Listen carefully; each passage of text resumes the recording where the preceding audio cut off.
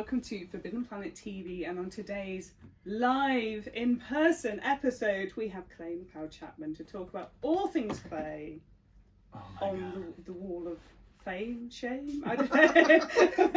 It is shameful. This is amazing.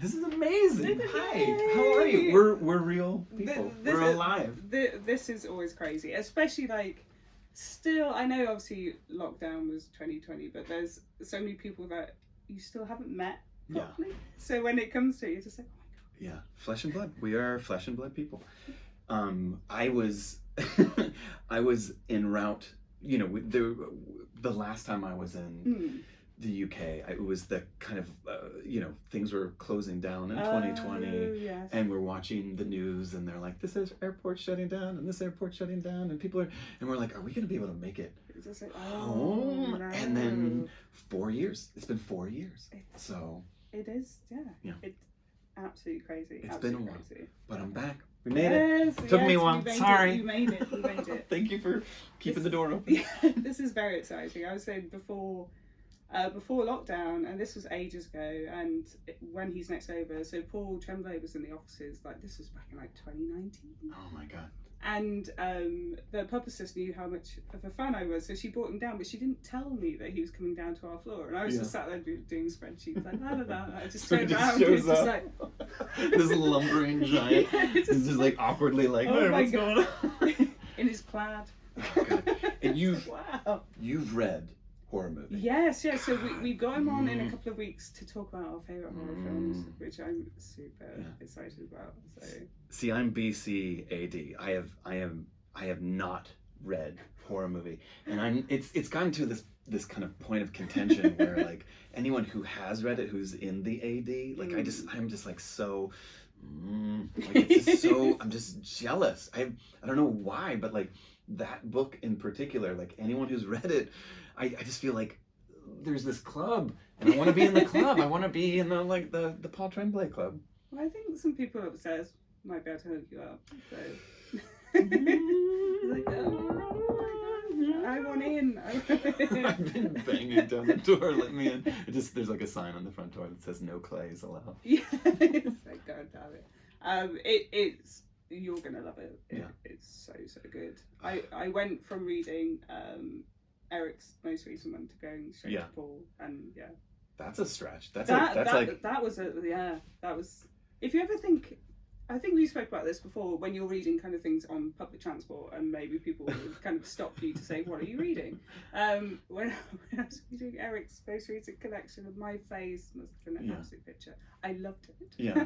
But it was just like and this was Skin? The Skin? Yes, oh my God. Yeah, and then people are just looking over at me like I mean, I can't read Eric LaRocca I thought you without. Could say I can't read. Well, I can't read it. What are words? But no, like Eric, like I actually, and I keep saying this every time I talk about Eric stuff, but like there is such a kind of palpable, I feel his work in my guts. Oh my God, yes. So I can't be outside. I couldn't read his stuff on the tube or the subway. Like I just couldn't. Like I need to be at home alone, because there's just like his stuff makes me queasy in the best way. Yes. But I have to protect myself. I have to kind of like insulate myself, because otherwise, like it's just too. It's too intense. There's a definite kind of, I suppose there's a definite rawness to it, isn't there? Totally. And it did make for some very interesting journeys into work. So, I don't know how you do it. But so good. If we can get Eric over, that's the next. Yeah. He's in Boston. He's like a hop and a skip.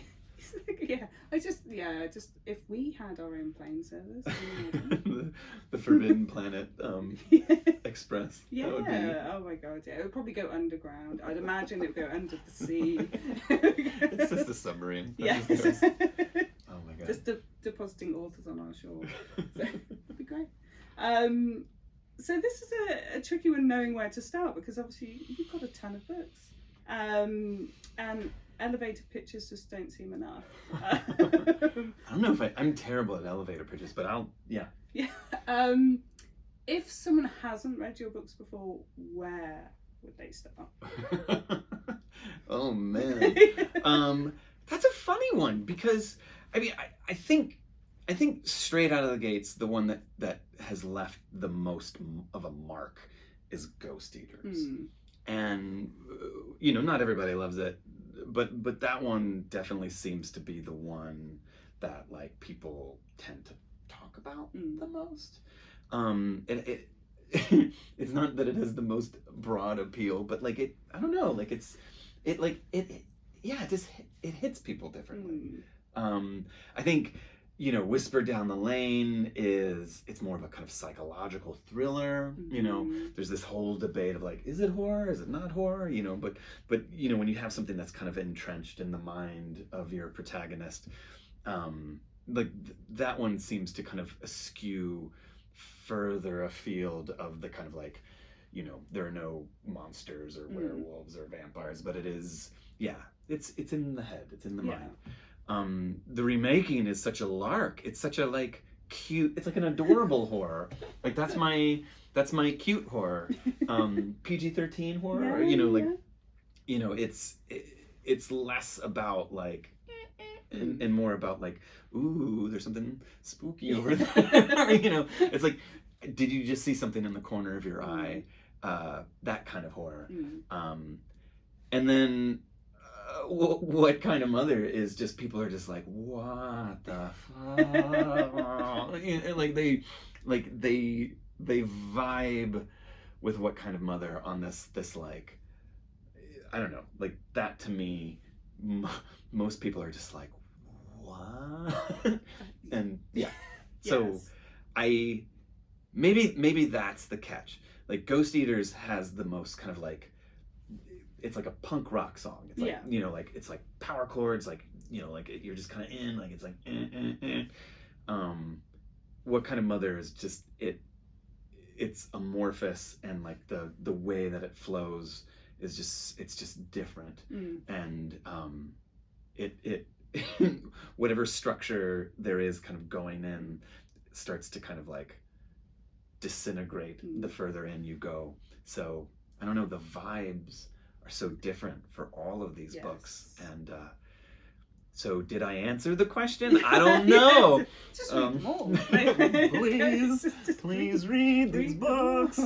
I think with your horror, there's such a personal nature to them that when you read them, it kind of hits you different. Yeah. So obviously with Ghost Eaters and kind of dealing with the elements of grief, with What Kind of Mother, and kind of, I suppose, looking at kind of parenthood, and I think that's what really kind of impacts about your horror. So where do you start? Like, where do the ideas come from? I mean, I don't know if we've talked about this before, but like I gotta find like, what's my skin in the game? Like, what scares me? And all of these are written, like, it's funny, like the Remaking was just like, I just want to have fun. Like there was just such a kind of liberating, like, oh, I get to talk about horror movies, which I love, some particular, like, it's almost kind of like fanfic for these kind of real films that exist, that like I just want to like write about them in this way that kind of that gives me joy. I don't know if the reader shares that feeling, but for me it was just like, oh, I get to like talk about all these things that matter to me. Like I wrote this book as a fan, and like that, this is nothing but love. Like it's just like pure joy of like storytelling and all the different kind of modes of storytelling. Like I wanted to talk about my joy of spinning a yarn. And then with Whisper Down the Lane, I started saying to myself, like, I want to like invest myself in the books differently by way of like the things that I am personally afraid of. And like that trend has kind of continued on with Ghost Eaters and with What Kind of Mother, where it's like, and it's funny because the shift, it was like, oh, what are the things that I'm afraid of? Like maybe someone out there is afraid of the same things. And with Whisper Down the Lane, it's kind of that idea of like being a first time parent. Ghost Eaters is that idea of like losing someone and losing a friend, and how that kind of dovetails into addiction and losing someone to their addiction. And then What Kind of Mother, it's just like, you know, being a parent but being like knowing that we are kind of actively screwing up our children, that like that there's this notion of like the choices that we make as adults, as parents, are like there is a cause and effect, or like that there's someone on the other side of that, the receiving end of that, that we're just systematically altering the existence of these children, hopefully for the better. But sometimes, you know, maybe not often, but sometimes for the worse. And like, it's just, yeah, I think What Kind of Mother was like, parenting is tough, parenting is hard, and parenting is scary. And, you know, yeah, that's a that's kind of, yeah, there you go. And also sea life can be scary. Sea life is terrifying. There's something about the ocean. It's the equivalent to almost like with space horror and things like Aliens. It's just that wide expanse of what the hell's happening under there. Yeah. I mean, like, at what point did someone centuries ago say, "Oh, I want to eat that"? Like, I found this thing. That, like, oh, that crustacean thing, that looks yummy. Like, I want to, what does that taste like? Like, that is just like like, that decision forever altered mankind. And it is disgusting. Like, if you just look at those, like, crabs are just like water crabs, or water spiders. It's just so, you would think that like common sense would kind of like click in at some point. I'm sure necessity kind of like, you know, I have to eat something, and I just found this mollusky thing, and, you know, got to get my protein somehow. Like, you know, got to survive. But yeah, that is my mealy mouthed way of expressing crabs are disgusting. Yeah, crabs are gross. Yeah, crabs and scary. Yes, yeah. I know when we were talking about you coming over, and I sent Titan a list of seafood restaurants. So you won't be like, oh, any of the above for giant crabs.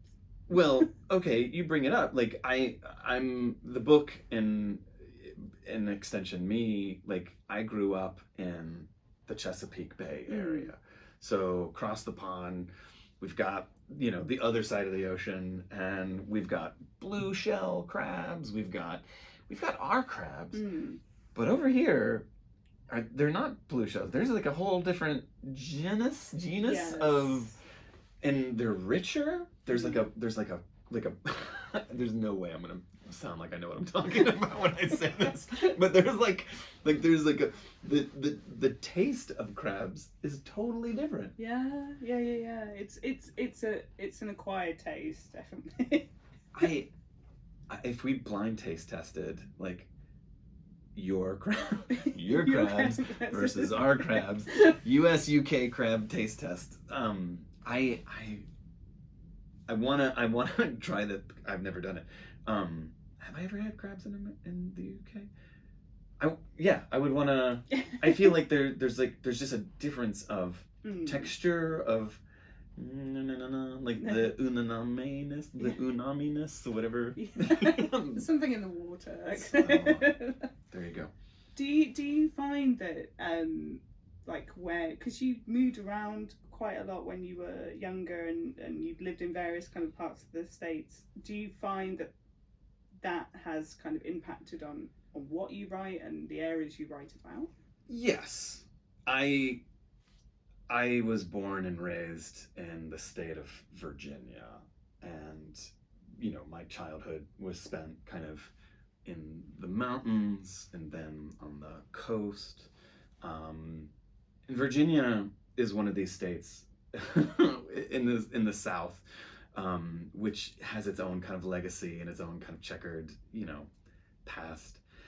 But it is just my default. Like I live in New York now, and I've been there for, over 20 years now, 25 years. And it's just, Virginia in the South is still, it feels like home. I very rarely, if ever, write about New York or elsewhere. And that's just because when I close my eyes and it's like, okay, I want to tell this story. And where does that story take place? It's just like automatic, like it just naturally goes back to Virginia. And like the Ghost Eaters takes place in the city of Richmond, which is the capital of Virginia. Whisper Down the Lane, it's like, I created a kind of version of, a town that doesn't exist in Virginia. The Remaking, the same thing. What Kind of Mother like has a very kind of specific kind of location within the state of Virginia. And no one needs to know. It's not that like I'm being so hyper specific that like you need to know the history of Virginia, but it's just home to me. Like it's my, Stephen King, he can have Maine, he can have his, Castle Rock. I'll just have Virginia. I want to lay claim to Virginia. Yeah. I'm saying it now. I like dibs on Virginia. You other authors can like have any other state in the country, but Virginia's mine. It's like you should work for like the tourism like board for Virginia. Oh Come my to God. Virginia. Can you imagine? They'd be like, no, thank you. They don't want. The state motto for Virginia has been for years, Virginia is for lovers. Okay. I'm so serious. Virginia is for lovers. Like that is how they get you. that's the introduction. Like, welcome to Virginia. Virginia is for lovers. And because it's beautiful, it's romantic, there's like, it's lush, it's like green, it's like, it's, like the mountains over here and the ocean is over there and these beautiful cities and and like, it's just like, oh, it's so romantic, and it's like two little hearts like coming together. But if the tourism board were selling these books, like they'd be like, no, they would kick.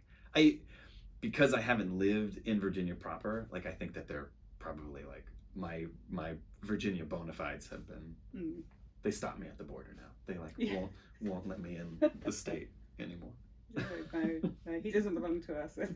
S.A. Cosby, Razorblade Tears, he's a Virginian. Like he's, and it's funny, he is actually in the area, he lives in Gloucester, which is a town close to where What Kind of Mother takes place. And it's just like, I think there's something in the water down there. I think it breeds good authors. Yeah. I'm just trying to coattail off of S.A. Cosby.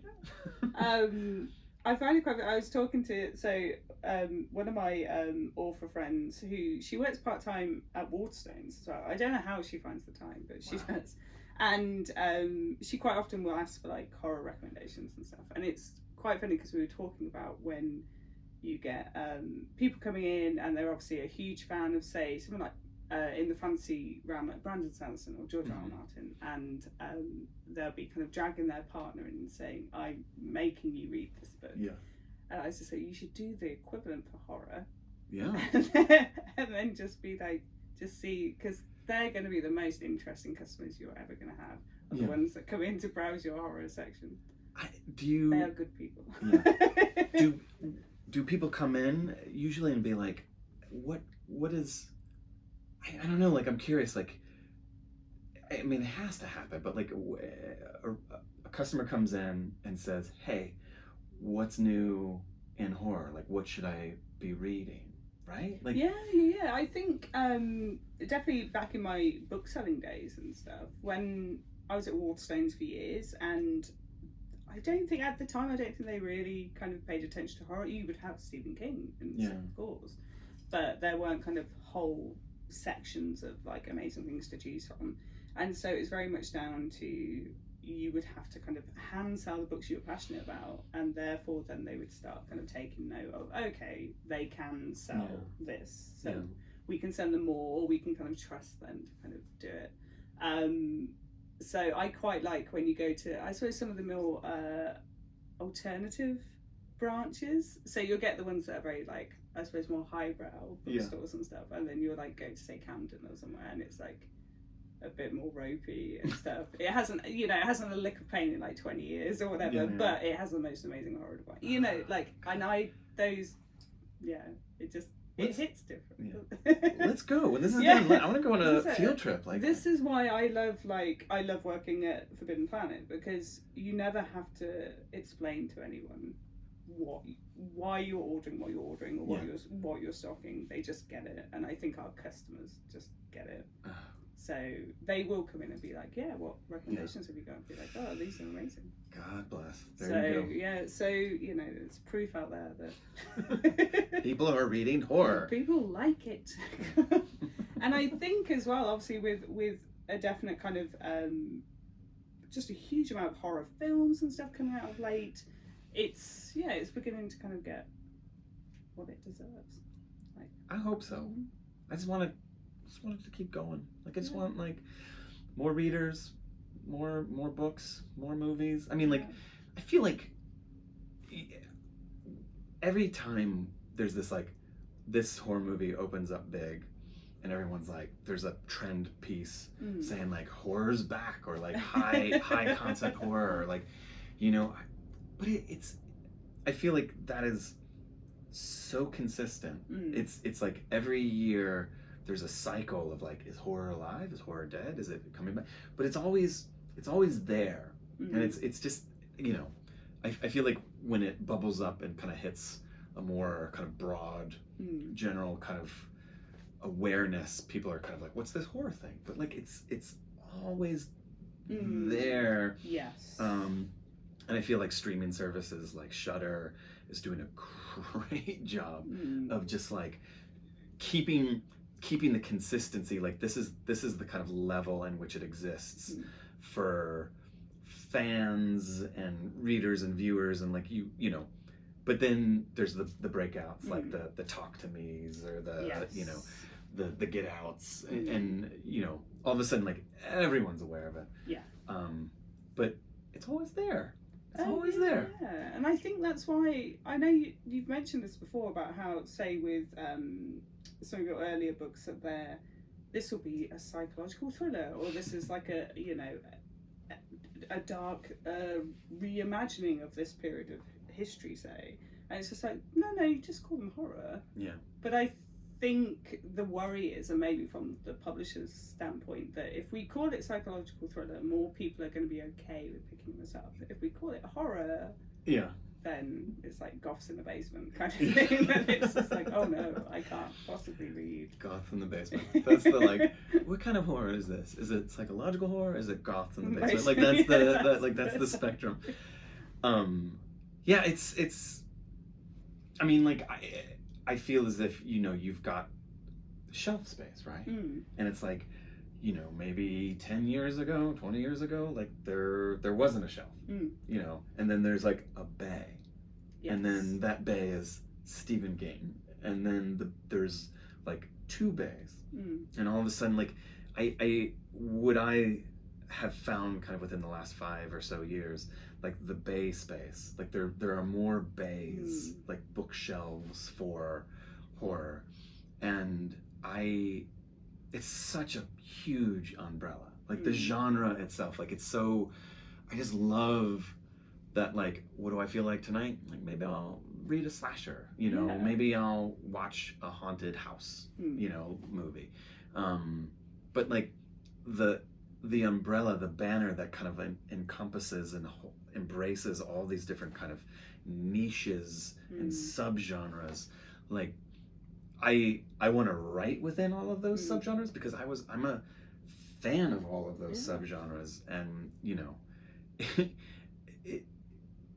I don't know, like for me, like every book has kind of been a pivot from whatever came before it, and just wanting to like explore all the different types and facets and complexities of that genre in order to, I don't know, just explore it fully. Like, I don't know, like it's, if it was all just like slasher 1, slasher 2, slasher 3, or like, you know, Ghost Book 1, Ghost Book 2, Ghost like, and that's fine, but I don't know, like there's just more, there's just so much out there, you know? Oh god, yeah. And I think there is the people who kind of see horror as looking down on say horror and don't read horror. I think horror is probably one of the genres that most kind of chimes with humanity and like dealing with like big issues like grief and things in life. It's one of those areas where you can actually weirdly find a hug, even though you wouldn't necessarily think so. I think horror is necessary. I think it is like the emotions that are dealt with and expressed through horror these are the emotions that we feel daily in our everyday life, but they're writ large. They're kind of enhanced to these kind of operatic you know, levels that, you know, I just feel like there's you can utilize horror, you can use horror to kind of process these real world emotions that have no outlet. That, like, I think there's something very cathartic to reading horror, viewing horror. You know, we always talk about horror as being the roller coaster that like you can kind of like have this ability to safely and have a kind of contained experience of, you know, that kind of life or death impulse of like, you know, expressing it without experiencing it. But I think also it does help us kind of process trauma, process grief, process all of these things that, you know, as the world continues to kind of go down the direction that it's going down, you know, like I think one could argue that there's even more of a need for horror these days as the genre and reality kind of like, you know, the distance between them, the gap between them starts to kind of narrow. Like I maybe I'll be so bold to say like there's a greater value to it now. Say it.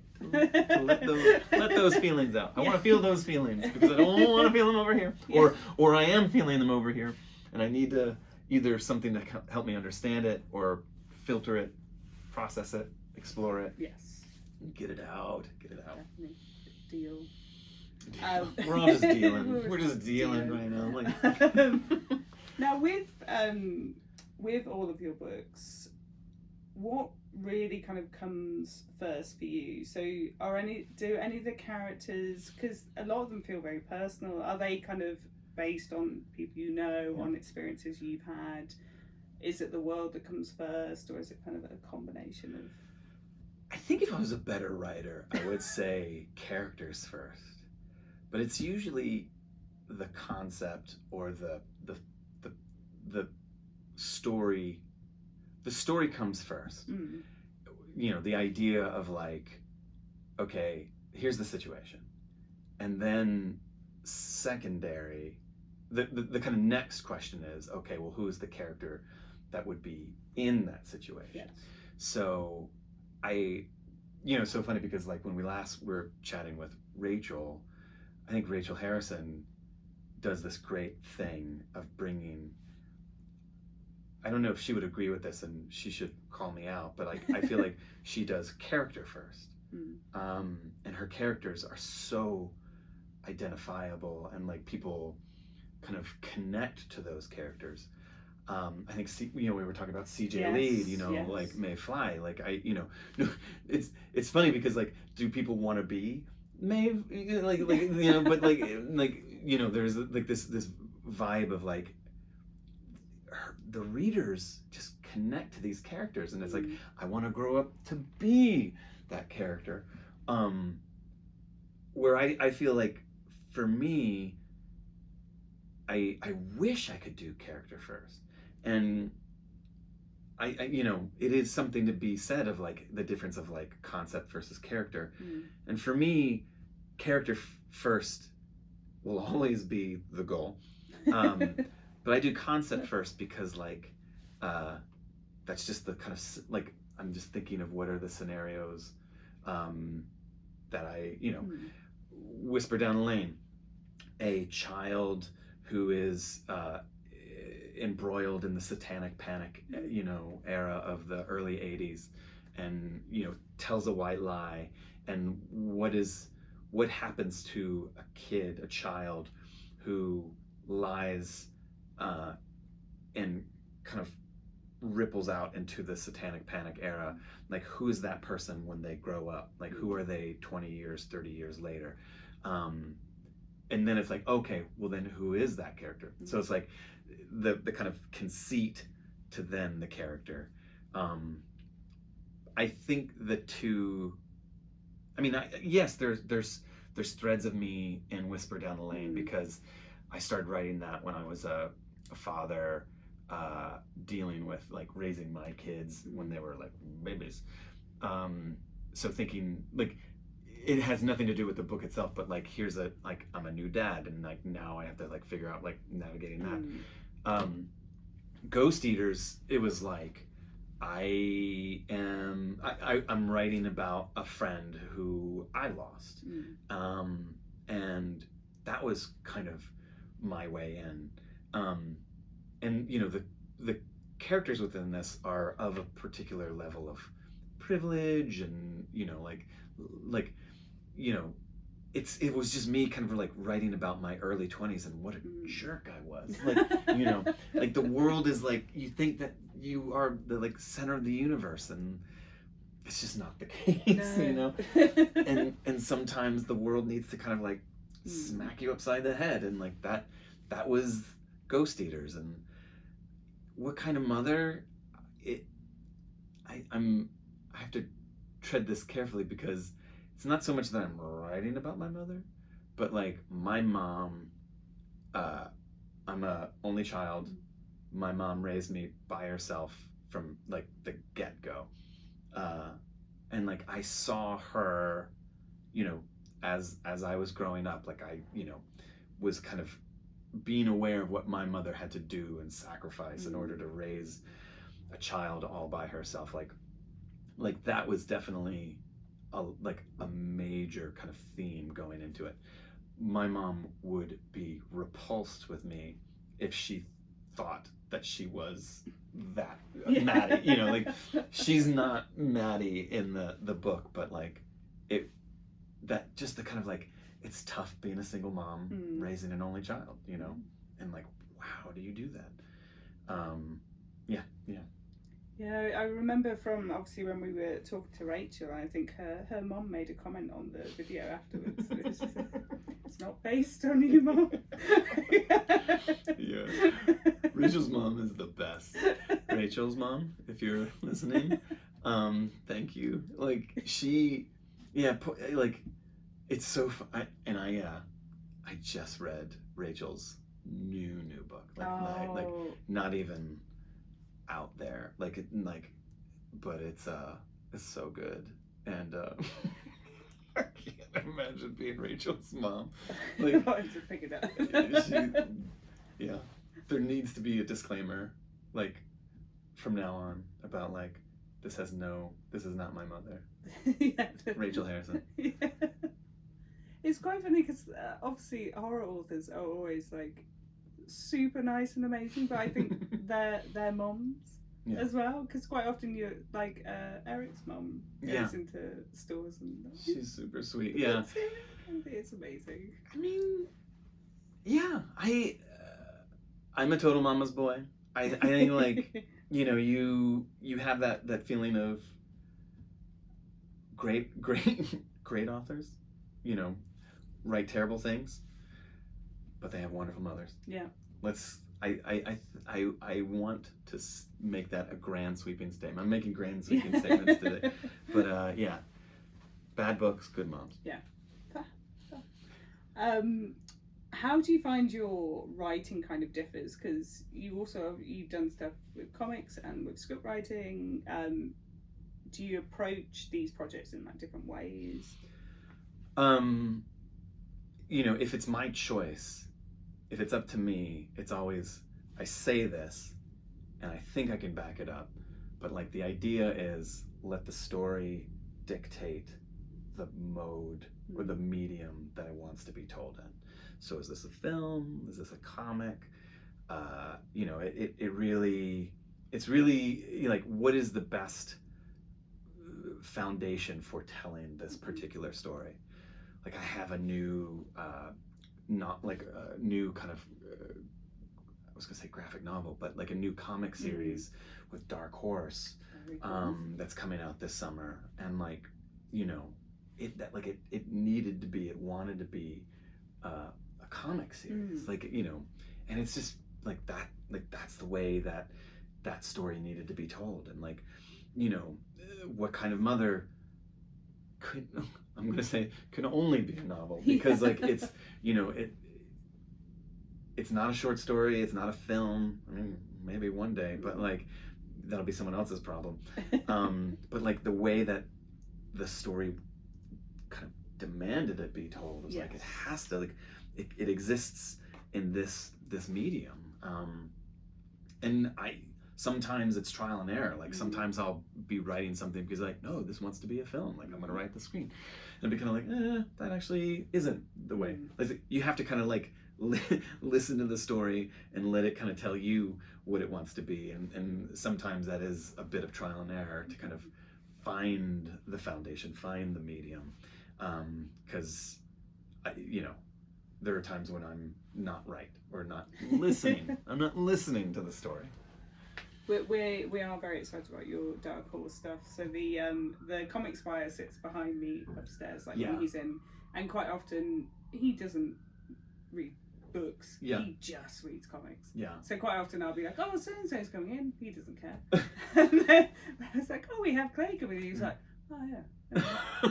I got the head nod. You got the head nod. Awesome. Yeah. Awesome. That is. Yeah.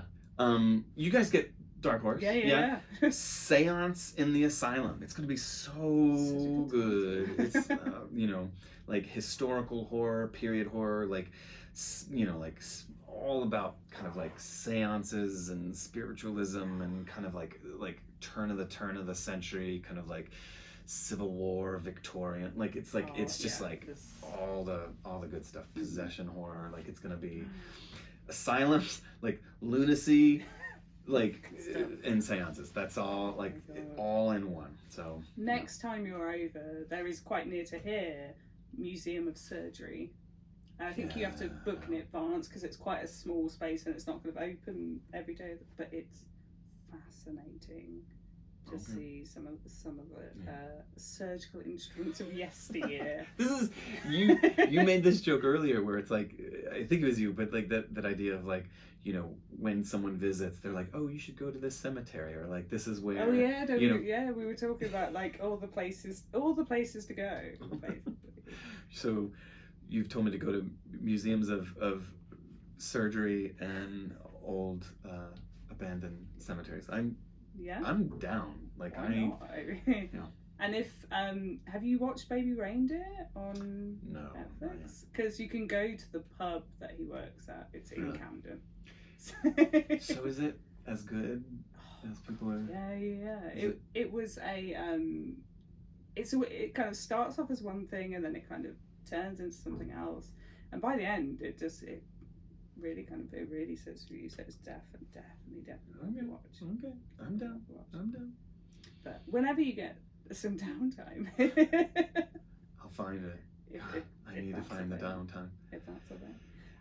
So to wrap up today, so we've got a ton of books to sign. You've signed some already, so people. But we do have the wall. So what are you currently reading, watching, and if you game, what are you playing? I'm not a gamer, so I have to cop to that up front. Terrible gamer. I just finished How to Sell a Haunted House by Grady Hendrix. and it is good. It is good. We didn't talk about this book, so I wonder if it's over here.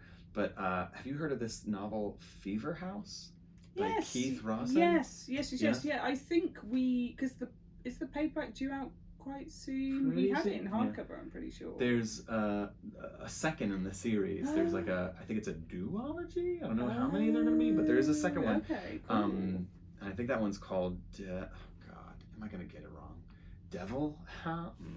I can't do it. Devil. I'm going to call it Devil House, and I'm going to be wrong, and Keith is going to be really mad at me. But Fever House, is it an import only, or is there? It's import. There's no UK publisher. Man, kills me. That book is wild. That book is so good.